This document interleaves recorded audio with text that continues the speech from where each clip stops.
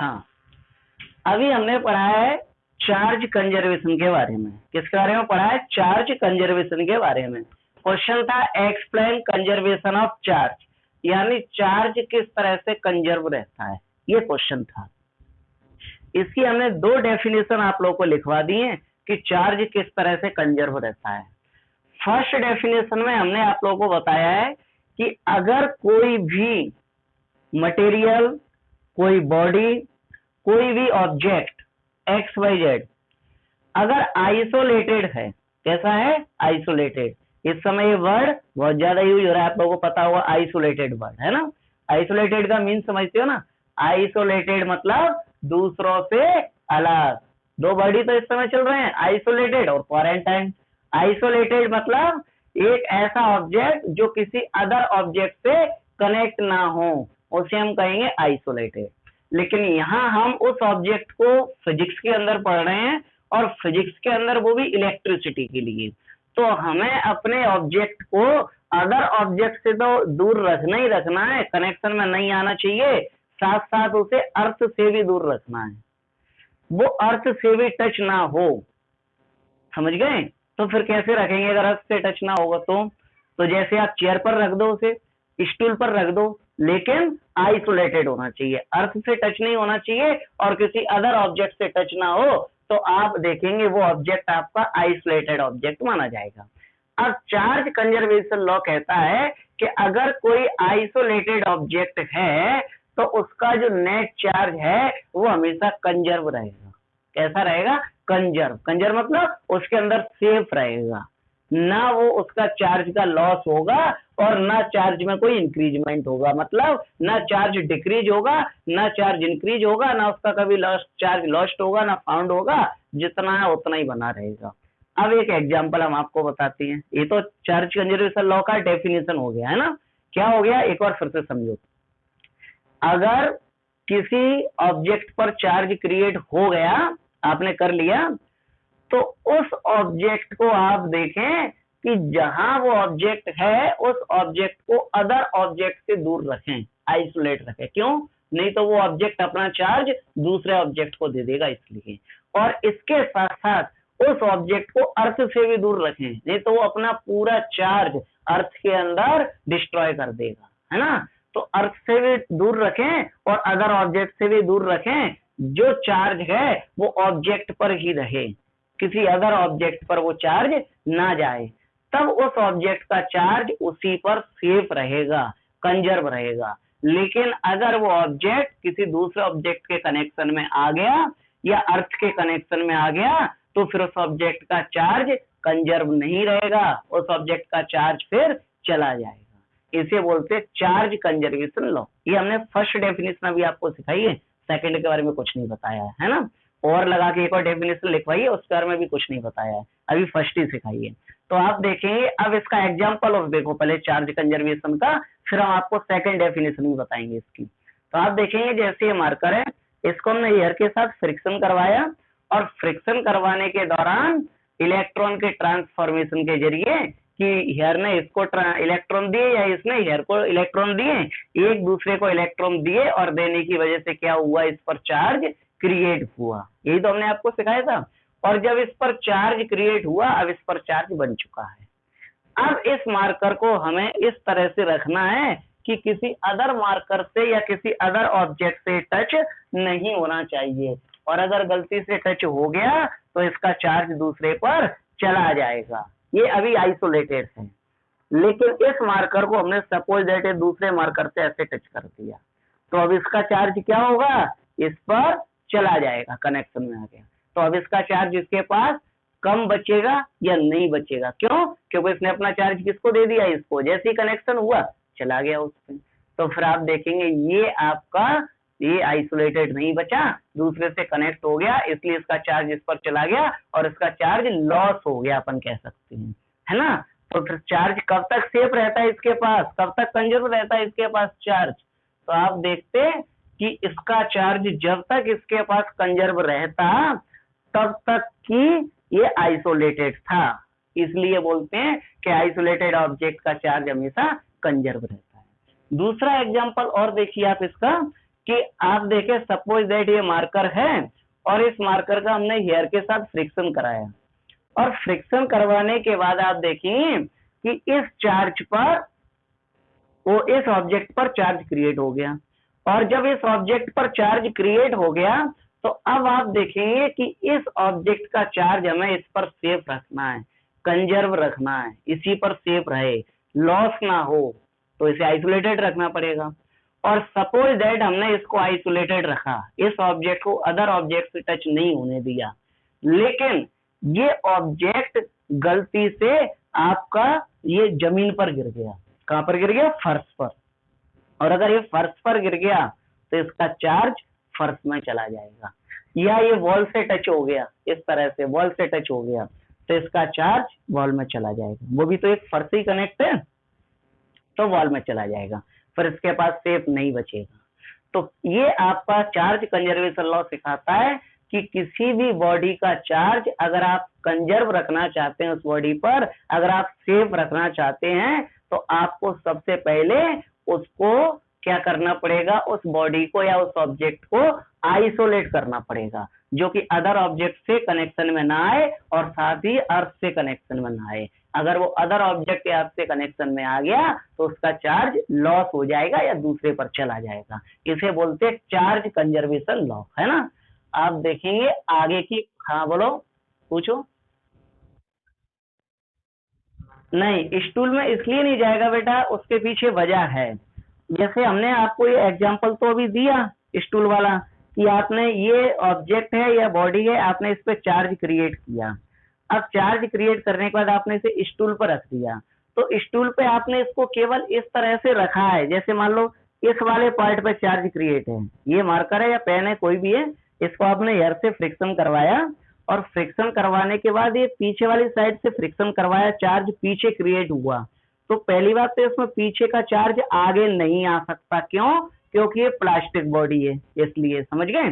अब आपने इसको स्टूल पे इस तरह से रख दिया है, इस तरह से, मतलब जिस पार्ट पे चार्ज है वो स्टूल के कनेक्शन में नहीं है, तो इसका चार्ज स्टूल पर नहीं जाएगा। और दूसरा बात, अगर जाएगा भी तो ना के बराबर जाएगा, क्यों? क्योंकि स्टूल आप देखते हैं खुद एक कैसा है, आप देखते हैं वो इलेक्ट्रिसिटी को अपने अंदर फ्लो नहीं होने देता, वो खुद प्लास्टिक है, तो इसलिए नहीं जाएगा। लेकिन अर्थ के अंदर चला जाएगा या फिर कोई ऐसा मटेरियल जो मेटल का बना हो, कंडक्टर हो, उसके अंदर चला जाएगा। लेकिन इसके अंदर तो रेजिस्टिविटी होती है, प्लास्टिक के अंदर, तो ये अपने अंदर इलेक्ट्रिसिटी को फ्लो होने नहीं देती है, इसलिए वो उसके अंदर नहीं जाएगा, है ना। इसमें और किसी बच्चे का कोई डाउट या क्वेश्चन तो नहीं है? इस टॉपिक पे भी कोई डाउट या क्वेश्चन तो नहीं है किसी बच्चे का? तो अब हम बात ये करते हैं कि अब हमें इसकी सेकंड डेफिनेशन आप लोगों को और बताना है। हमने आपको इसकी दो डेफिनेशन लिखवाई है चार्ज कंजर्वेशन की। कितनी लिखवाई है? दो। क्यों? कि एक बच्चे को समझ में आई नहीं आई, एक याद हुई नहीं हुई, इसलिए दूसरी भी लिखवाई, और दोनों दो दो लाइन की डेफिनेशन है, उससे ज्यादा बड़ी वो डेफिनेशन है नहीं है ना। तो दूसरी डेफिनेशन में हमने आपको लिखवाया है, दूसरी डेफिनेशन बनाई कहां से, उसका बेसिक समझ लो पहले तो दूसरी डेफिनेशन बनाइए आपकी एनर्जी कंजर्वेशन की डेफिनेशन से। कहां से बनाइए? एनर्जी कंजर्वेशन की डेफिनेशन से। था क्या? हमारा क्वेश्चन था कि हमें चार्ज कंजर्वेशन को डिफाइन करना थी कि किसी बॉडी का चार्ज किस तरह से कंजर्व रहता है, और हमने उसकी डेफिनेशन बनाने के लिए एनर्जी कंजर्वेशन की डेफिनेशन की कॉपी करके चार्ज कंजर्वेशन की डेफिनेशन को बनाया है। कैसे? तो आप देखेंगे सब, और एनर्जी की डेफिनेशन से कैसे बना लिया उसे, तो आप देखेंगे चार्ज क्या है, तो चार्ज एक इलेक्ट्रिसिटी की सबसे स्मॉलेस्ट फॉर्म है। ये तो आप लोग पिछली क्लास में सीख ही चुके हैं। चार्ज क्या है? चार्ज इलेक्ट्रिसिटी ही है, बस इलेक्ट्रिसिटी की सबसे स्मॉलेस्ट फॉर्म है। ठीक है। दूसरी बात, अब आप देखते हैं कि इलेक्ट्रिसिटी क्या है, तो इलेक्ट्रिसिटी अपने आप में खुद एक एनर्जी है, जिसे हम बोलते हैं इलेक्ट्रिकल एनर्जी। इलेक्ट्रिसिटी को क्या बोलते हैं? Electrical energy. तो चार्ज क्या है? चार्ज इलेक्ट्रिकल एनर्जी हुई अपने आप में, चार्ज इलेक्ट्रिसिटी का ही तो सबसे स्मॉलेस्ट पार्ट है, तो चार्ज क्या हुआ? अपने आप में इलेक्ट्रिकल एनर्जी हुआ। तो चार्ज पर एनर्जी की डेफिनेशन काम करेगी, क्योंकि वो चार्ज भी तो एक एनर्जी है, इलेक्ट्रिकल एनर्जी। तो एनर्जी कंजर्वेशन की डेफिनेशन क्या होती है? एनर्जी कंजर्वेशन की डेफिनेशन आप लोगों ने पढ़ी होगी 11th क्लास में और 9th क्लास में। क्या? Energy can not be created and can not be destroyed. Energy को ना तो कोई क्रिएट कर सकता है और ना कोई उसे डिस्ट्रॉय कर सकता है। एनर्जी तो also converted one form to another form. Energy हमेशा एक फॉर्म से दूसरे फॉर्म में कन्वर्ट होती रहती है। ये एनर्जी कंजर्वेशन की डेफिनेशन है। सेम इसी बेस पर हमने चार्ज कंजर्वेशन की डेफिनेशन अभी आपको लिखवाई है। Charge can not be created and can not be destroy. Charge को ना तो कोई क्रिएट कर सकता है और ना ही कोई उसे डिस्ट्रॉय यानी कि खत्म कर सकता है। तो फिर चार्ज वन फॉर्म से या एक सबस्टेंस से दूसरे सबस्टेंस पे ट्रांसफर होता रहता है, वन फॉर्म से अदर फॉर्म में ट्रांसफर होता रहता है। ये डेफिनेशन हमने आपको लिखवाई है और हम जितनी बार भी बैच पढ़ाते हैं बच्चे ज्यादातर इस वाली डेफिनेशन को ज्यादा पसंद करते हैं। कौन सी वाली को? जो अभी हमने आपको बताई है। Charge can not be created, can not be destroy, ये ओनली ट्रांसफर होता है वन फॉर्म से अदर फॉर्म में। एनर्जी के बारे में तो आपने देखा होगा, एनर्जी कैसे चेंज होती है एक से दूसरे फॉर्म में, कभी क्रिएट नहीं होती एनर्जी और ना कोई इसे डिस्ट्रॉय कर सकता। एक एग्जांपल हम बताते हैं कि सन के अंदर एनर्जी बनती है हाइड्रोजन और हीलियम से, उनके न्यूक्लियर फ्यूजन से, आप देखते हैं, और वो लाइट एनर्जी के फॉर्म में हमारे पास आती है अर्थ पर। जब सन की लाइट एनर्जी हमारे पास आती है तो वो सन की लाइट एनर्जी हमारे यहाँ ट्री को मिलती है। जो ट्री को मिलती है तो इन ट्री में क्या होते हैं? फ्रूट्स, और आप देखेंगे बहुत सारी अदर एक्सेट्रा चीजें जो लगती हैं, उनसे हमें क्या मिलता है? उनसे हमें फूड तैयार होता है और उस फूड से हमें एनर्जी मिलती है। तो आप देखेंगे अलग अलग सोर्स के फॉर्म में एनर्जी कन्वर्ट होती रहती है। इसी तरह से चार्ज का सिस्टम रहता है। चार्ज आप देखेंगे हमारे घर पर किसी वायर के अंदर इलेक्ट्रिसिटी आ रही है तो उसके अंदर क्या आ रहा है? चार्ज आ रहा है, कल भी हमने बताया था। अब वो वायर अगर ट्यूबलाइट से कनेक्ट कर दें तो ट्यूबलाइट हमें क्या देगी? लाइट एनर्जी, उजाला देगी ना, प्रकाश, तो उसे लाइट एनर्जी बोलेंगे। तो ट्यूबलाइट हमें लाइट एनर्जी देगी, तो वहां पर आपकी इलेक्ट्रिसिटी या इलेक्ट्रिक एनर्जी किस में कन्वर्ट हो गई? लाइट एनर्जी में। आपका चार्ज किस में कन्वर्ट हो गया? लाइट एनर्जी में। फिर इसके बाद आप देखेंगे यदि वही चार्ज आपका सपोज दैट फैन के पास पहुंच जाए तो फैन आपको क्या देता है? हवा। तो फिर वही चार्ज या वही इलेक्ट्रिकल एनर्जी जब फैन के अंदर पहुंच गई और फैन आपको हवा दे रहा है, चल रहा है, तो कौन सी एनर्जी में कन्वर्ट हो गई आपकी इलेक्ट्रिकल एनर्जी? वाइंड एनर्जी में। हवा देने लगा वाइंड एनर्जी में। इसके बाद यदि वही इलेक्ट्रिकल एनर्जी आपकी हीटर या प्रेस के पास पहुंच जाए, वही वायर, तो वो वायर के अंदर चार्ज ही जाएगा, इलेक्ट्रिकल एनर्जी ही होगी। और वो वायर जब हीटर या प्रेस के पास पहुंचेगा तो हीटर या प्रेस क्या करते हैं? हीट करते हैं, हीट क्रिएट करते हैं। तो वहां पर आपकी इलेक्ट्रिकल एनर्जी या फिर ये चार्ज किस में कन्वर्ट हो गया? हीट एनर्जी में कन्वर्ट हो गया। तो इस तरह से आपका चार्ज या इलेक्ट्रिकल एनर्जी एक फॉर्म से दूसरी फॉर्म में कन्वर्ट होते रहते हैं।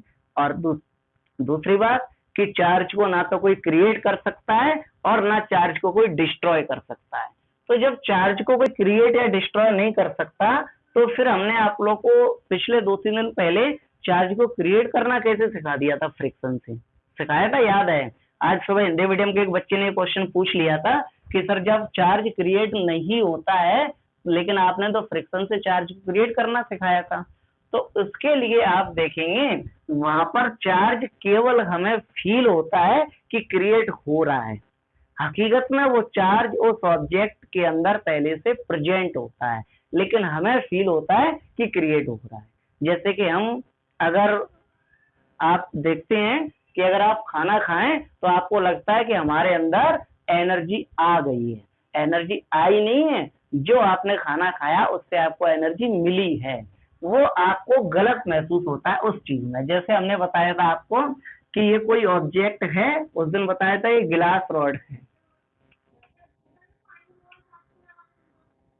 ये गिलास रॉड है, हमने आपको बताया था।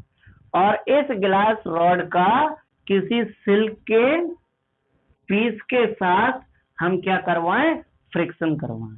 ये सिल्क का पीस है, सिल्क का कपड़ा है और ये गिलास रॉड है, इन दोनों का क्या करवाएं? फ्रिक्शन करवाएं। उस दिन हमने बताया था ना फ्रिक्शन करवाने का तरीका कि इस तरह से हम फ्रिक्शन करवाएं। ठीक है, ये वाली बात उन बच्चों को ज्यादा समझ में आएगी जिनने पिछली क्लास ले ली है, जिनने नहीं लिया उनको ये वाली बात समझ में थोड़ा नहीं आएगी 2 मिनट तक, इसके आगे का पार्ट उनको समझ में आएगा। तो हमने बताया जब फ्रिक्शन करवाते हैं तो आप देखते हैं क्या होता है कि एक ऑब्जेक्ट इलेक्ट्रॉन देता है और एक ऑब्जेक्ट इलेक्ट्रॉन लेता है। तो सपोज दैट ग्लास रॉड ने इलेक्ट्रॉन दे दिए किसको, सिल्क को, सिल्क पीस को। ग्लास रॉड से इलेक्ट्रॉन निकले ये और किसके पास चले गए, सिल्क पीस के पास चले गए, है ना। तो अब आप देखेंगे सिल्क पीस के पास तो एक्स्ट्रा इलेक्ट्रॉन आ गए हैं। कौन आ गए हैं, एक्स्ट्रा इलेक्ट्रॉन। और गिलास रॉड के इलेक्ट्रॉन कम हो गए हैं, क्यों, क्योंकि उसने अपने दे दी इलेक्ट्रॉन सिल्क पीस को, इसलिए। अब आपको ये बेसिक पता होगा, हमने आप लोगों को पढ़ाई दिया है, लेकिन जो बच्चे आज ही जुड़े हैं उनको ये पता होना चाहिए, ये नहीं पढ़ा है, कि हर मटेरियल पर नेगेटिव और पॉजिटिव दोनों चार्ज होते हैं। नेगेटिव चार्ज के लिए इलेक्ट्रॉन होता है और पॉजिटिव चार्ज के लिए क्या होता है, मटेरियल पर प्रोटॉन होता है। और किसी मटेरियल पर जितने इलेक्ट्रॉन होते हैं उतने ही प्रोटॉन होते हैं, ये भी हमने आपको सिखाया है कि नहीं। तो जैसे ग्लास रॉड पर सपोज दैट 10 इलेक्ट्रॉन थे, तो 10 इस पर प्रोटॉन भी थे, होते हैं हर मटेरियल पर। ऐसे इस पर भी सिल्क पर जितने इलेक्ट्रॉन होंगे उतने प्रोटॉन होंगे, सभी पर सेम रहते हैं। लेकिन जब हमने फ्रिक्शन करवाया ग्लास रॉड और सिल्क का, तो ग्लास रॉड के सपोज दैट ये 5 इलेक्ट्रॉन निकल करके कहाँ चले गए, सिल्क के पास। कहाँ चले गए, सिल्क के पास। तो अब ग्लास रॉड के पास अब कितने इलेक्ट्रॉन बचेंगे इस समय प्रेजेंट में, 5। क्यों, क्योंकि 5 तो सिल्क के पास चले गए हैं। लेकिन प्रोटॉन कभी नहीं जाता, वो तो सेंटर पर रहता है। तो प्रोटॉन तो था उतना ही रहेगा, प्रोटॉन 10 थे तो प्रोटॉन 10 ही रहेंगे। तो पहले जब इलेक्ट्रॉन और प्रोटॉन सेम थे तब ये पूरा आपका मटेरियल न्यूट्रल था, इस पर कोई चार्ज नहीं था। लेकिन आपने देखा कि जब फ्रिक्शन हुआ और फ्रिक्शन के बाद 5 इलेक्ट्रॉन इधर से इधर चले गए और यहाँ 5 इलेक्ट्रॉन बचे और यहाँ पर प्रोटॉन 10 बचे। इनको अगर सॉल्व किया जाए, ये माइनस का 5 और ये प्लस का 10, तो आपका कितना आंसर आएगा, प्लस का 5 प्रोटॉन आपके एक्स्ट्रा बचेंगे। बचेंगे कि नहीं बचेंगे। जैसे 10 इलेक्ट्रॉन थे 10 प्रोटॉन थे, दोनों चार्ज इक्वल था, कैंसिल आउट हुआ, 0 हो गया, क्योंकि इलेक्ट्रॉन माइनस का प्रोटॉन प्लस का, दोनों 10-10 थे, 0 हो गया। यहाँ पर अब आपके इलेक्ट्रॉन 5 ही बचे हैं ग्लास रॉड पर, क्योंकि 5 तो जा चुके हैं सिल्क के पास, तो 5 बचे हैं। लेकिन प्रोटॉन अभी भी 10 के 10 है। तो जब इनको हम कैलकुलेट करेंगे तो 5 प्रोटॉन एक्स्ट्रा बचेंगे कि नहीं बचेंगे, क्योंकि 5 प्रोटॉन तो इसको बैलेंस कर लिया 5 इलेक्ट्रॉन को, लेकिन बचेंगे एक्स्ट्रा कौन, 5 प्रोटॉन। तो जो 5 प्रोटॉन इस पर एक्स्ट्रा बचे हैं उनकी वजह से हमें इस पर कौन सा चार्ज नजर आता है, पॉजिटिव चार्ज नजर आता है, कि ग्लास रॉड पर पॉजिटिव चार्ज क्रिएट हो गया। अब आप लोग जरा बताइए इसको देख के अच्छे से ईमानदारी से, क्या वाकई में ग्लास रॉड पर पॉजिटिव चार्ज क्रिएट हुआ, नहीं हुआ।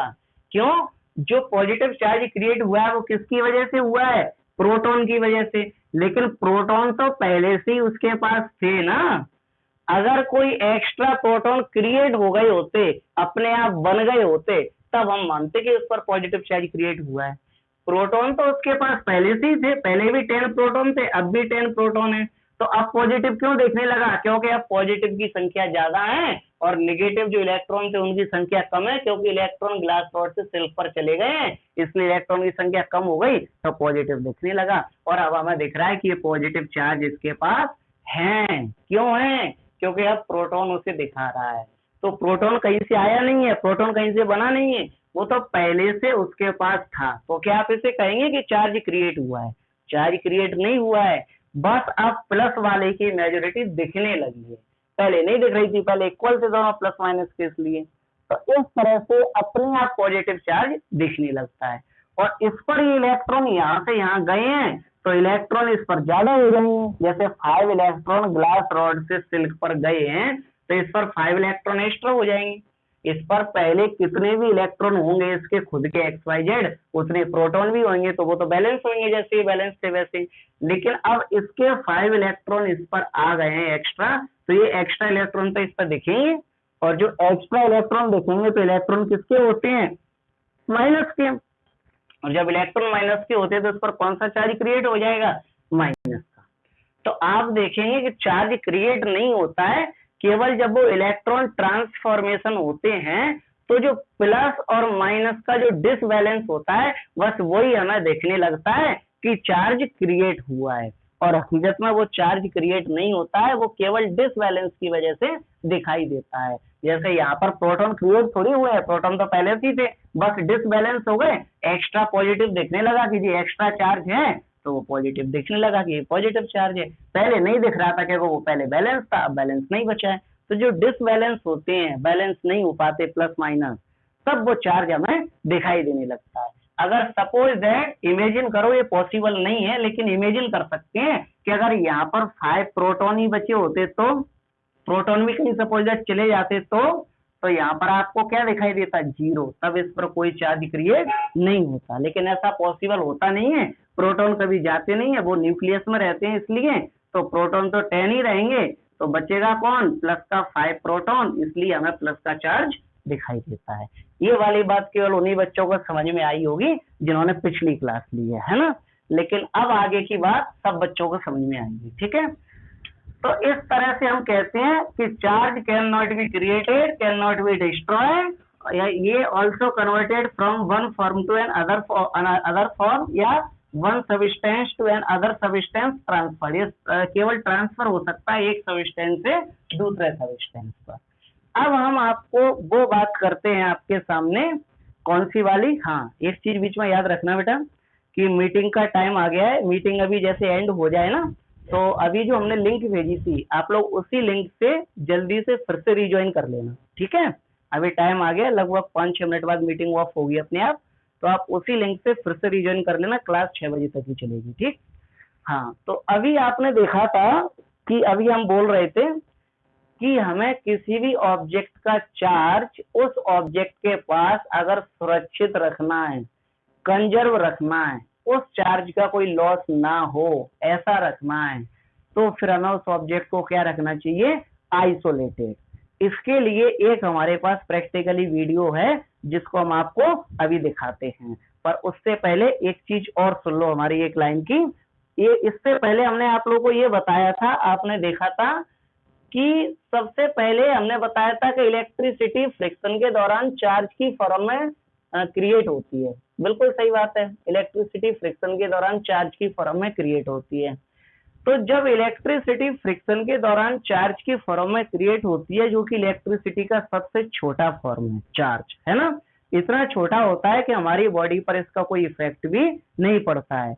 जैसे हमने एग्जाम्पल 2-3 बार आपको बताया था कि चार्जर की पिन में चार्ज होता है, उसको अगर हम पकड़ ले तो बॉडी पर कोई इफेक्ट नहीं पड़ता, क्योंकि ये बहुत लोएस्ट होता है इसलिए। लेकिन क्या ऐसा हो सकता है कि हम लगातार किसी बॉडी का फ्रिक्शन करवाते जाएं, लगातार फ्रिक्शन करवाते जाएं और लगातार फ्रिक्शन के दौरान ज्यादा चार्ज क्रिएट हो जाए, और जब वो ज्यादा क्वांटिटी में चार्ज क्रिएट हो जाएगा तो करंट की फॉर्म में कन्वर्ट हो जाएगा, क्योंकि लार्जर फॉर्म जो होती है चार्ज की वही तो करंट होती है और स्मॉलेस्ट फॉर्म चार्ज होती है। तो जब ज्यादा चार्ज क्रिएट होगा फ्रिक्शन के दौरान तो करंट की फॉर्म में कन्वर्ट हो जाएगा, और जब एक करंट की फॉर्म में कन्वर्ट हो जाएगा तो फिर ये हमें फील भी होगा। तो क्या ऐसा हो सकता है कि हम फ्रिक्शन के दौरान कम से कम इतना चार्ज तो क्रिएट कर ही लें कि वो हमें फील हो। तो इसके लिए आप लोगों ने देखा होगा, किसी बच्चों ने किया भी होगा, कुछ बच्चे करते भी अक्सर, कि बचपन में देखा होगा एक प्लास्टिक वाली चेयर लेते हैं और प्लास्टिक वाली चेयर पर एक बच्चे को बैठा देते हैं, और उस बच्चे को प्लास्टिक चेयर पर इस तरह से बैठाते हैं कि पूरी तरह से आइसोलेटेड करके। ये यहाँ यूज होने वाला है कैसे, कि उस बच्चे की बॉडी का कोई भी पार्ट जमीन से या दीवार से टच नहीं होना चाहिए, जिसको आप चेयर पर बैठा रहे हैं उस बच्चे का। क्यों, नहीं तो आप फ्रिक्शन के दौरान चार्ज बनाएंगे और पूरा जमीन में डिस्ट्रॉय होता चला जाएगा, या बॉल से दीवार से टच है उसके अंदर चला जाएगा। तो किसी भी बच्चे को पूरी तरह से चेयर पर बिठाते हैं, उसकी बॉडी का कोई भी पार्ट जमीन से या फिर वॉल से टच ना हो। फिर उस बच्चे में क्या करते हैं, पीछे से कॉटन के कपड़े से मारते हैं, और बच्चे में नहीं मारना है, किस में मारना है, उस चेयर में। बच्चा चेयर पर टिक करके आसानी से बैठ जाएगा, आप चेयर में कॉटन के कपड़े से जैसे कि टॉवल से पीछे से मारेंगे। अब आप एक बार जब उस चेयर में मारेंगे पीछे से कॉटन के कपड़े से, तो चेयर और कॉटन के कपड़े के बीच में फ्रिक्शन होगा, सही बात है। और फ्रिक्शन होगा तो क्या बनेगा, चार्ज, और वो चार्ज किस में जाएगा, जो बच्चा बैठा हुआ है चेयर पर उसकी बॉडी में। फिर आप दूसरी बार फिर से मारेंगे तो फिर से चार्ज बनेगा और फिर से उसकी बॉडी में स्टोर होगा। तीसरी बार फिर से मारेंगे तो फिर से चार्ज बनेगा और फिर से स्टोर होगा। तो आप लगातार कंटिन्यू लगभग 5-10 मिनट तक उस चेयर में पीछे से मारें, जो कि बच्चा बिल्कुल टिक के बैठा हो, तभी बच्चे की बॉडी में वो चार्ज जाएगा, टिक के नहीं बैठा है तो नहीं जाएगा। तो अब आप देखेंगे कि चार्ज ज्यादा क्वांटिटी में क्रिएट हो चुका होगा, किसके अंदर, जो बच्चा चेयर पर बैठा है उस बच्चे की बॉडी के अंदर और चेयर के अंदर भी, दोनों के अंदर। अब कोई बच्चा दूसरा या वही जो उसमें मार रहा था चेयर में, वो बच्चा जमीन पर खड़ा हो जाए और जमीन पर खड़ा होकर के चेयर पर बैठे हुए बच्चे को हल्के से टच करे, या उसके नाखून को टच करे, ये नाखून को टच करे, या फिर उसके हेयर के ऊपर से ऐसे हाथ करे, तो उससे हल्का सा स्पार्किंग भी महसूस होता है, हल्का सा करंट भी फील होता है, हल्का सा शॉक मतलब कि झटका भी फील होता है। उसे पूरी तरह से फील हो जाता है कि उसके अंदर इलेक्ट्रिसिटी बन चुकी है। ऐसा आप लोगों ने किया भी होगा, और नहीं किया है तो करके देख सकते हैं, ये इतनी ज्यादा खतरनाक नहीं है। इसकी एक छोटी सी वीडियो हम आप लोगों को दिखाने जा रहे हैं, तो आप लोग उसे जरूर देखें सब बच्चे, ज्यादा से ज्यादा 1 या 1.5 मिनट की वीडियो है, ठीक है, सब लोग जल्दी देखना। हाँ,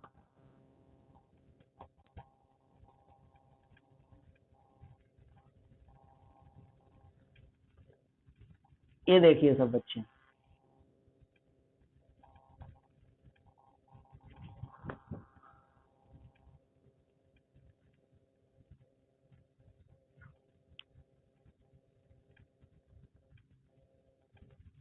ये देखो कॉटन के कपड़े से ये बच्चा पूरी तरह से चेयर पर बैठा है, देखना कैसे आइसोलेटेड है बच्चा। इस बच्चे के पैर नीचे नहीं है जमीन पर, पैर देखो ऊपर है चेयर पर।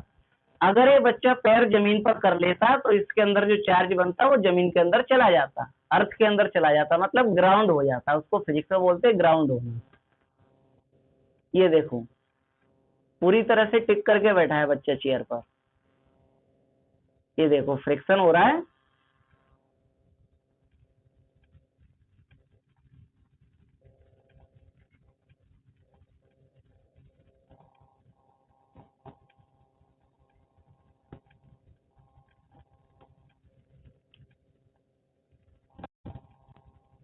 अब आप देखें ये बच्ची उसको टच करेगी बच्चे को, अब आप देखें इसके अंदर चार्ज बना है कि नहीं, किस तरह से बना है।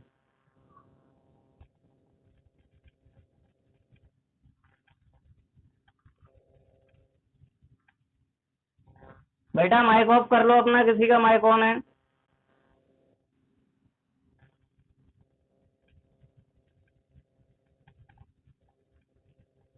हाँ अभिषेक मुदगल माइक ऑफ कर लो, हाँ ठीक है। तो अब आपने देखा कि किस तरह से फ्रिक्शन के दौरान चार्ज क्रिएट हुआ, और ऐसा आप लोगों ने अपने आसपास भी देखा होगा। तो अब ये टॉपिक आपका यहाँ पूरी तरह से खत्म हो गया कि चार्ज कंजर्वेशन क्या होता है, किस तरह से चार्ज क्रिएट किया जाता है, वो क्रिएट होता है या नहीं होता है, और किस तरह से वो आप देखते हैं कि आइसोलेटेड बॉडी पर कंजर्व रहता है ना। अब हम इसके आगे का क्वेश्चन लिखते हैं। ये क्वेश्चन पहले निकल चुका है, छोटा सा ही था वो निकल गया है, लेकिन अब जो क्वेश्चन हम पढ़ने जा रहे हैं वो इम्पोर्टेंट क्वेश्चन है बेटा, और खास करके उसके न्यूमेरिकल ज्यादा इम्पोर्टेंट है। तो इसलिए अब आप लोग अगला क्वेश्चन लिखें और अच्छे से उस क्वेश्चन को समझे भी, सिंपल क्वेश्चन है। लेकिन अभी जो हमने पढ़ाया है, पहले 1 मिनट आप लोग के डाउट ले लें, किसी का इसमें कोई क्वेश्चन तो नहीं है जो अभी हमने पढ़ा, अच्छे से समझना बेटा, नहीं फिर आपको ये टॉपिक टफ लगेगा। बहुत अच्छे से समझना क्वांटिजेशन ऑफ चार्ज को। होता क्या है, चार्ज 3 प्रॉपर्टी को फॉलो करता है, कल यही क्वेश्चन पढ़ेंगे हम कि चार्ज कौन कौन सी प्रॉपर्टी को फॉलो करता है। चार्ज की पहली प्रॉपर्टी होती है एडिटिव नेचर, मतलब चार्ज का हम एडिशन कर सकते हैं, और एडिशन होता भी है। कल हमने उस पर क्वेश्चन भी पढ़ लिए, और कल हमने उसके कुछ न्यूमेरिकल भी पढ़ लिए एडिशन को। चार्ज दूसरी प्रॉपर्टी फॉलो करता है कंजर्वेशन की, मतलब कि चार्ज हमेशा कंजर्व रहता है बट आइसोलेटेड बॉडी का, जो हमने अभी सीख लिया है। तीसरी प्रॉपर्टी चार्ज फॉलो करता है क्वांटिजेशन ऑफ चार्ज। ये वर्ड थोड़ा सा आपको अजीब लग रहा होगा सुनने में, क्वांटिजेशन ऑफ चार्ज, और अगर आप इसकी डेफिनेशन को रटने की कोशिश करें डायरेक्ट सीखे तो कभी नहीं सीख पाएंगे। हम इसके फॉर्मूले को खुद बनाएंगे। ये बच्चों के अंदर बस इसका फॉर्मूला और डेफिनेशन ही दिक्कत करती है, 2 लाइन का, लेकिन दिक्कत बहुत करता है। तो हम आप लोगों को इसे डायरेक्ट खुद बनवाएंगे आप लोगों से। कैसे? देखो, आपको पता है कि जब एक ऑब्जेक्ट का फ्रिक्शन दूसरे ऑब्जेक्ट पर करवाया जाता है या दो ऑब्जेक्ट का आपस में फ्रिक्शन करवाते हैं तो कौन क्रिएट होता है? चार्ज क्रिएट होता है। बताया आप लोगों को, चार्ज किसकी वजह से क्रिएट होता है? क्योंकि फ्रिक्शन के दौरान एक ऑब्जेक्ट इलेक्ट्रॉन डोनेट कर देता है, दूसरा ऑब्जेक्ट इलेक्ट्रॉन एक्सेप्ट कर लेता है, मतलब कि इलेक्ट्रॉन के ट्रांसफॉर्मेशन की वजह से चार्ज क्रिएट होता है। यही पता है ना आप लोगों को? ठीक है। अब आप देखेंगे कि सपोज दैट ये दो ऑब्जेक्ट है, दोनों का आपस में फ्रिक्शन करवाया, दोनों का, और दोनों पर चार्ज क्रिएट हुआ होगा, एक पर पॉजिटिव और एक पर नेगेटिव। अब किसी पर भी चार्ज क्रिएट हुआ है, किसी पर भी, चाहे पॉजिटिव वाले को देखे चाहे नेगेटिव वाले को, किसी भी ऑब्जेक्ट का जो टोटल चार्ज होगा उस टोटल चार्ज के लिए ही यह क्वांटिजेशन ऑफ चार्ज बताया जा रहा है। आप लोग बहुत अच्छे से देखें। तो किसी ऑब्जेक्ट पर जो टोटल चार्ज होगा इसको अपन कैसे डिफाइन करेंगे कि सपोज दैट इस मार्कर पर जो टोटल चार्ज है वो कितना है, ये आप कैसे डिफाइन करेंगे? इसके लिए तो दिक्कत है, टोटल चार्ज है वो कैसे डिफाइन करेंगे, इस मार्कर पर टोटल चार्ज कितना क्रिएट हुआ है और उसकी एग्जैक्ट वैल्यू कितनी है, कैसे पता करेंगे? उसी के लिए यहाँ पर हम सीख रहे हैं क्वांटिजेशन ऑफ चार्ज, और उसके लिए हम फॉर्मूला भी ड्राइव करेंगे।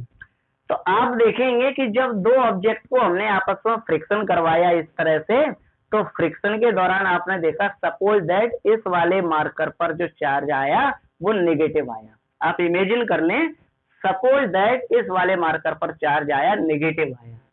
नेगेटिव आया इसका मतलब क्या है कि इस मार्कर ने अपने इलेक्ट्रॉन इसको दे दिए हैं और इसने इलेक्ट्रॉन को क्या कर लिया है? एक्सेप्ट कर लिया है, और इसने इलेक्ट्रॉन को लिया है, एक्सेप्ट किया है, इसलिए इस पर कौन सा चार्ज आया है? Negative charge. बात समझ में आ रही है? आपको पहले ही बता चुके हैं, जो ऑब्जेक्ट इलेक्ट्रॉन देता है उस पर पॉजिटिव चार्ज आता है डोनेट करने वाले पे, और जो इलेक्ट्रॉन लेता है, एक्सेप्ट करता है, रिलीव होता है, उस पर नेगेटिव चार्ज आता है। तो इसने एक्सेप्ट किया है, इसने इलेक्ट्रॉन डोनेट कर दिए, इसने एक्सेप्ट कर लिए, ले लिए, तो अब इस पर कौन सा चार्ज आया? Negative charge. अब बात ये बनती है कि इस मार्कर का या इस ऑब्जेक्ट का टोटल चार्ज कितना होगा, इसके बारे में आप क्या कहेंगे? तो इसका वैसे बहुत सिंपल जवाब है। इसका जवाब ये है कि जितने इलेक्ट्रॉन इस वाले ऑब्जेक्ट ने इसको दिए हैं उतना ही चार्ज इस पर आया होगा, टोटल चार्ज। समझ पा रहे हैं? जैसे फ्रिक्शन के दौरान इस ऑब्जेक्ट में सपोज दैट 4 इलेक्ट्रॉन, कितने? 4 इलेक्ट्रॉन इस ऑब्जेक्ट ने इसको दे दिए, तो इस पर 4 इलेक्ट्रॉन आ गए, और 4 इलेक्ट्रॉन आ गए तो इस पर अब जो टोटल चार्ज होगा वो कितने इलेक्ट्रॉन के इक्वल होगा? 4 इलेक्ट्रॉन के इक्वल होगा। अगर ये ऑब्जेक्ट अपने 5 इलेक्ट्रॉन इसको दे दे, डोनेट कर दे, और ये एक्सेप्ट कर ले, तो अब इस पर जो चार्ज क्रिएट होगा वो कितना होगा? 5 इलेक्ट्रॉन के इक्वल होगा। जितना चार्ज 5 इलेक्ट्रॉन पर होता है टोटल, उतना टोटल चार्ज इस पर होगा। क्यों? क्योंकि इसने 5 इलेक्ट्रॉन लिए। अगर ये ऑब्जेक्ट 6 इलेक्ट्रॉन इसको डोनेट कर दे, इसे दे दे, और ये एक्सेप्ट कर ले 6 इलेक्ट्रॉन को, तो अब इस पर टोटल चार्ज जो होगा वो कितना होगा? 6 इलेक्ट्रॉन पर जो टोटल चार्ज होता है उतना ही चार्ज इस पर होगा। क्यों? क्योंकि इसमें 6 इलेक्ट्रॉन एक्सेप्ट किए। तो आपने क्या सीखा कि जब फ्रिक्शन होता है और एक ऑब्जेक्ट दूसरे ऑब्जेक्ट को इलेक्ट्रॉन डोनेट करता है, देता है, और सामने वाला एक्सेप्ट करता है, लेता है, तो जो ऑब्जेक्ट पर चार्ज बनता है उस पर चार्ज उतना ही बनेगा जितना उसने इलेक्ट्रॉन लिए हैं। 1 इलेक्ट्रॉन लेगा तो इसका नेट चार्ज है, टोटल चार्ज 1 इलेक्ट्रॉन के इक्वल होगा। अगर ये 2 इलेक्ट्रॉन ले रहा है तो इसका नेट चार्ज है, टोटल चार्ज 2 इलेक्ट्रॉन के इक्वल होगा। अगर ये 3 इलेक्ट्रॉन ले रहा है तो इसका नेट चार्ज है, टोटल चार्ज 3 इलेक्ट्रॉन के इक्वल होगा। इस पर नेगेटिव चार्ज बनेगा। क्यों? क्योंकि ले रहा है, और उतना ही पॉजिटिव चार्ज इस पर भी बनेगा। इसने 1 इलेक्ट्रॉन दिए तो इस पर 1 इलेक्ट्रॉन के चार्ज के इक्वल नेट चार्ज होगा, लेकिन पॉजिटिव। और इसने 1 इलेक्ट्रॉन एक्सेप्ट किया है, तो इस पर भी 1 इलेक्ट्रॉन के चार्ज के इक्वल चार्ज होगा, लेकिन नेगेटिव, है ना। देने वाले पर और लेने वाले पर सेम चार्ज आता है। अगर ये सपोज दैट अपने 2 इलेक्ट्रॉन दे रहा है, डोनेट कर रहा है, और ये एक्सेप्ट कर रहा है, तो ये एक्सेप्ट कर रहा है 2 इलेक्ट्रॉन यानी 2 इलेक्ट्रॉन, तो अब इसका जो नेट चार्ज होगा वो 2 इलेक्ट्रॉन्स के चार्ज के इक्वल होगा, और इसका भी नेट चार्ज होगा वो भी 2 इलेक्ट्रॉन्स के चार्ज के इक्वल होगा। बट अंतर इतना है कि इसने डोनेट किए तो इस पर पॉजिटिव होगा, और इसने एक्सेप्ट किए तो इस पे नेगेटिव होगा। तो अब हम यहाँ देखते हैं कि एनी ऑब्जेक्ट का जो नेट चार्ज होता है, नेट चार्ज या आप उसे कह सकते हैं टोटल चार्ज। नेट चार्ज को हम किससे बताएंगे? क्यू से। चार्ज का सिंबल तो सब बच्चे जानते हैं ना, चार्ज का सिंबल क्या होता है? क्यू। तो किसी भी ऑब्जेक्ट पर जो चार्ज बना है, क्रिएट हुआ है, उसे हम क्यू से बताते हैं, वो किसके इक्वल होगा? उसने कितने इलेक्ट्रॉन लिए या दिए हैं, या तो उसने एक्सेप्ट किए होंगे या डोनेट किए होंगे। जितने इलेक्ट्रॉन का लेन देन किया उतना ही उस पर चार्ज क्रिएट हुआ। सपोज दैट कोई ऑब्जेक्ट 1 इलेक्ट्रॉन ही देता है किसी को या लेता है किसी से, तो उसका नेट चार्ज किसके इक्वल होगा? 1 इलेक्ट्रॉन के चार्ज के इक्वल। लेकिन ये बात थोड़ी कम समझ में आती है, हमें तो बिल्कुल मैथमेटिक्स में वैल्यू एग्जैक्ट बताना है, प्रॉपर वैल्यू इतनी होगी। तो कैसे बताएंगे? तो आप देखेंगे यहाँ पर 1 इलेक्ट्रॉन की वैल्यू कितनी होती है? 1 इलेक्ट्रॉन पर चार्ज कितना होता है बताइए, किसी बच्चे को पता है? चार्ज ऑफ 1 इलेक्ट्रॉन किसको पता है? जल्दी से बताओ वैल्यू, जल्दी बताएं।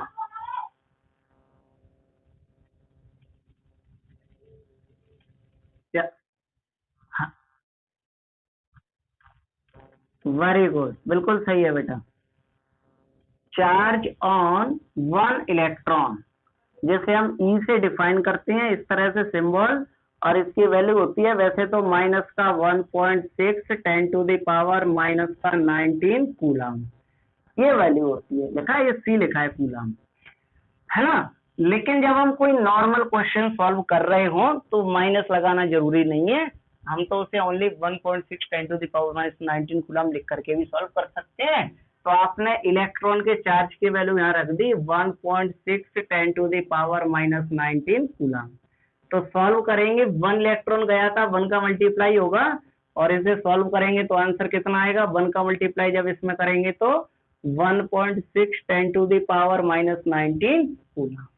यानी कि इस ऑब्जेक्ट पर जो नेट चार्ज होगा वो इतना होगा, मतलब कि 1 इलेक्ट्रॉन के चार्ज के इक्वल होगा। बहुत आसान तरीका है। सपोज दैट कोई ऑब्जेक्ट का मन नहीं मानता है, वो तो 2 इलेक्ट्रॉन लेता है, तो उसका चार्ज कितना होगा? बहुत आसान तरीके से बता सकते हैं। कैसे? 2 इंटू इलेक्ट्रॉन की वैल्यू कितनी होती है? 1 इलेक्ट्रॉन पर चार्ज कितना होता है? 1.6 10 टू द पावर माइनस 19। कितने इलेक्ट्रॉन लिए हैं उसने? 2। या तो लिए या दिए, या तो एक्सेप्ट किया होगा, डोनेट किया होगा, कुछ भी किया होगा। अगर 2 इलेक्ट्रॉन का लेन देन हुआ है तो 2 का मल्टीप्लाई कर दो, कितना आंसर आ जाएगा? 3.2 10 to the power minus 19 coulomb. कितना आसान तरीका है किसी का भी नेट चार्ज निकालने का। बस हमें ये पता हो कि कितने इलेक्ट्रॉन या तो एक्सेप्ट कर रहा है या डोनेट कर रहा है ना। तीसरा, कोई ऑब्जेक्ट कहता है नहीं मैं तो 3 इलेक्ट्रॉन लूंगा या दूंगा, कुछ भी करे एक्स वाई जेड, अब उसका नेट चार्ज कितना हो जाएगा? तो 3 इंटू इलेक्ट्रॉन की value 1.6 10 to the power minus 19, solve कर लो तो 4.8 10 टू द पावर माइनस 19। बताओ कितना आसान तरीका है। आपको तो बस 1 इलेक्ट्रॉन की वैल्यू में उतने का मल्टीप्लाई कर देना है जितने का है। तो इसी तरह से डैश डैश डैश, अब तो ये बात समझ में आ गई होगी। आप किसी भी ऑब्जेक्ट का नेट चार्ज या टोटल चार्ज निकाल सकते हैं, बस लेकिन आपको ये पता हो कि वो कितने इलेक्ट्रॉन एक्सेप्ट कर रहा है या डोनेट कर रहा है। तो अब हम कहें कि इसका एक प्रॉपर एक फॉर्मूला बना लो, तो आप कैसे फॉर्मूला बनाएंगे? देखिए, Q मतलब क्या है? Net charge. तो फॉर्मूले में Q को तो आप Q ही लिखेंगे, Q मतलब नेट चार्ज। इसके बाद आप देखेंगे कि वो ऑब्जेक्ट कितने इलेक्ट्रॉन को एक्सेप्ट या डोनेट कर रहा है। तो हमने यहाँ जो अभी एग्जाम्पल सीखा उसमें 1 कर रहा था, किसी में 2 कर रहा है, कोई 3 करता है, 4 5 6 7 8 9 10 जितने भी करें, तो फिर हम क्या लिखेंगे ऐसी वैल्यू को? ऐसे वैल्यू को हम लिखते हैं एन, कि सपोज दैट वो एन इलेक्ट्रॉन या तो एक्सेप्ट कर रहा है या फिर डोनेट कर रहा है। कितने? जो 1 2 3 4 हम लिखते जा रहे हैं डैश डैश करके, उसको हमने क्या लिख दिया? एन। एन इलेक्ट्रॉन, एन मतलब नंबर ऑफ इलेक्ट्रॉन, कितने भी हो सकते हैं 1 2 3 4, वो एक्सेप्ट कर रहा है डोनेट कर रहा है।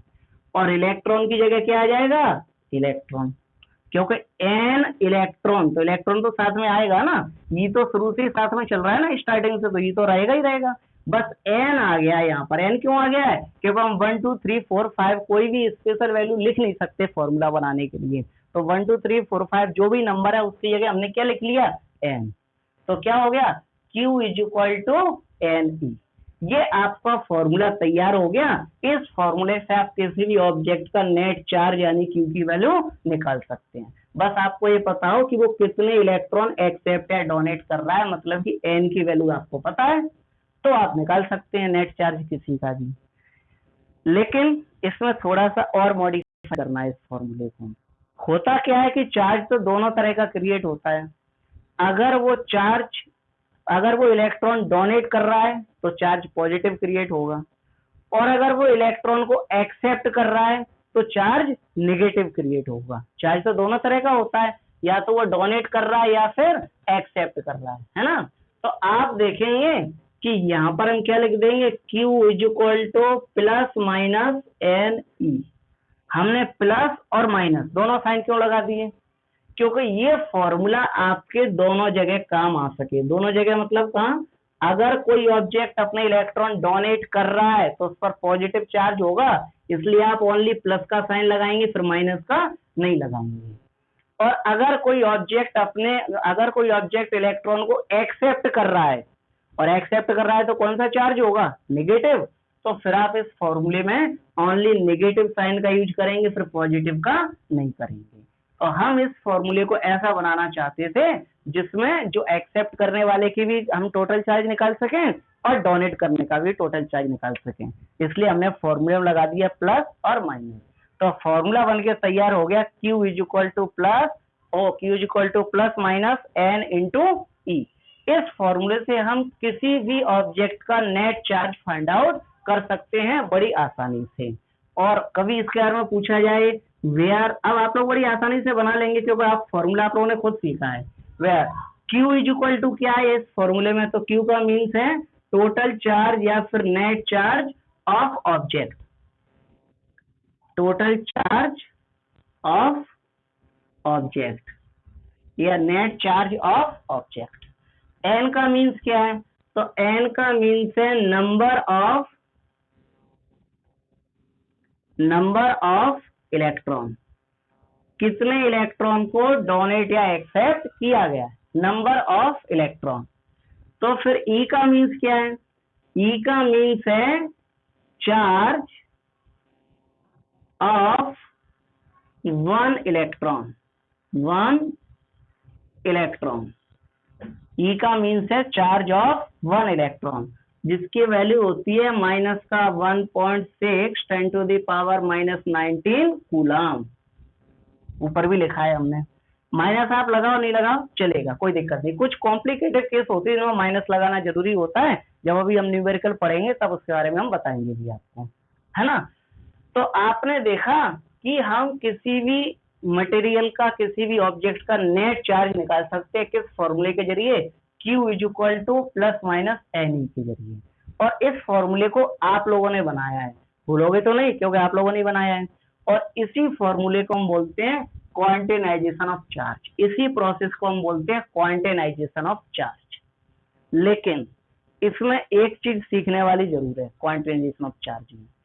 आप लोगों ने इतना सीखा, यहाँ से यहाँ तक आपने सीखा और यहाँ तक कि फॉर्मूला भी ड्राइव करना हमने बता दिया, लेकिन आपने देखा कि सपोज दैट कोई ऑब्जेक्ट वन इलेक्ट्रॉन एक्सेप्ट या डोनेट कर रहा है तो उस पर नेट चार्ज कितना होगा? Q is equal to one electron के इक्वल।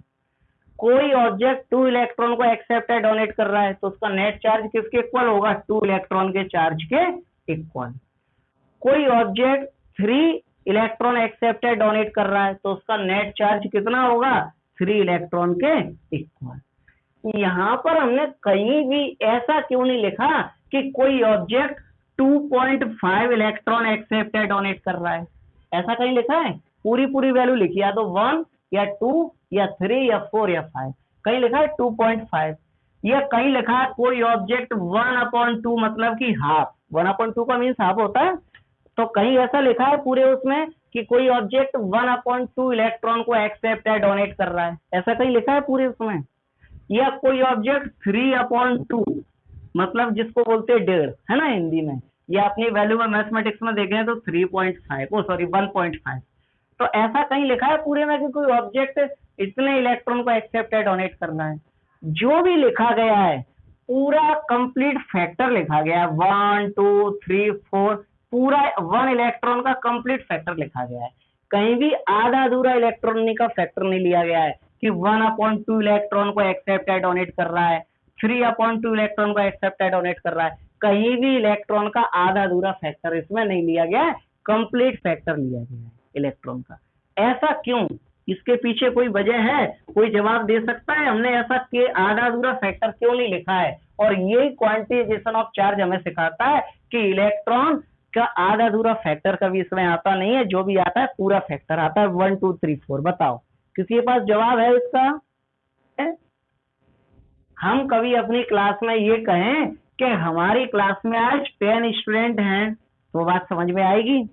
हम कहें 11 स्टूडेंट हैं, तो बात समझ में आएगी। हम कहें हमारी क्लास में आज 10.5 स्टूडेंट हैं, तो क्या मतलब है इसका? हम कहें हमारी क्लास में आज 1/2 स्टूडेंट है, ऐसा हो सकता है? पॉसिबल है? नहीं। आधा अधूरा बच्चा कहाँ से लेके आएंगे? तो यही कहानी इलेक्ट्रॉन की भी है। आप इलेक्ट्रॉन को ध्यान से देखिए, इलेक्ट्रॉन के साथ भी यही घटना है। जब आप दो ऑब्जेक्ट का फ्रिक्शन इस तरह से करवाते हैं, करवाया, एक ने इलेक्ट्रॉन डोनेट किए, एक ने एक्सेप्ट किए, तो जिसने डोनेट की है वो इलेक्ट्रॉन ट्रांसफर होके जा रहे हैं एक से दूसरे पर, तो इलेक्ट्रॉन पूरा ही जाएगा ना ट्रांसफर होके। इलेक्ट्रॉन बीच में से टूट सकता है क्या? ब्रेक हो सकता है क्या? हाफ हो सकता है क्या? 1/3 हो सकता है? 2/3 हो सकता है क्या? नहीं। जब इलेक्ट्रॉन एक से दूसरे पर जाएगा फ्रिक्शन के दौरान, तो पूरा कंप्लीट इलेक्ट्रॉन ही जाएगा, हाफ तो नहीं हो सकता। तो जब कंप्लीट इलेक्ट्रॉन एक बॉडी से दूसरी बॉडी पर जा रहा है, तो जो बॉडी का नेट चार्ज बनेगा वो भी कंप्लीट इलेक्ट्रॉन की फॉर्म में बनेगा। वो हाफ इलेक्ट्रॉन की फॉर्म में क्यों बनेगा? क्योंकि चार्ज बन तो इलेक्ट्रॉन की वजह से ही रहा है, तो फिर जो चार्ज बनेगा वो कंप्लीट इलेक्ट्रॉन की फॉर्म में बनेगा। कि अगर किसी बॉडी ने 1 इलेक्ट्रॉन डोनेट किया तो नेट चार्ज 1 इलेक्ट्रॉन के इक्वल होगा, 2 इलेक्ट्रॉन डोनेट या एक्सेप्ट किया तो 2 इलेक्ट्रॉन के इक्वल नेट चार्ज होगा, 3 4 5 6 जितने n number of electron donate या एक्सेप्ट करे उसके इक्वल उसका नेट चार्ज हो जाएगा। लेकिन किसी भी बॉडी का चार्ज 1.5 2.5 1/3 इतने इलेक्ट्रॉन के इक्वल हो ही नहीं सकता। क्यों? क्योंकि इतने इलेक्ट्रॉन ट्रांसफर होती ही नहीं है। नेट चार्ज तो उतना ही होगा ना जितने इलेक्ट्रॉन ट्रांसफर होते हैं, यही तो क्वांटिजेशन ऑफ चार्ज में हम सीख रहे हैं। तो 1/3 2/3 या 1/2 ये इलेक्ट्रॉन ट्रांसफर होते ही नहीं है, तो फिर इतना चार्ज कैसे हो सकता है? इसलिए जो चार्ज होता है किसी ऑब्जेक्ट का वो 1 इलेक्ट्रॉन के फैक्टर में ही होता है, कभी भी आधा अधूरा नहीं होता है। अब बताइए आप लोगों को क्वांटिजेशन ऑफ चार्ज की ये वाली बात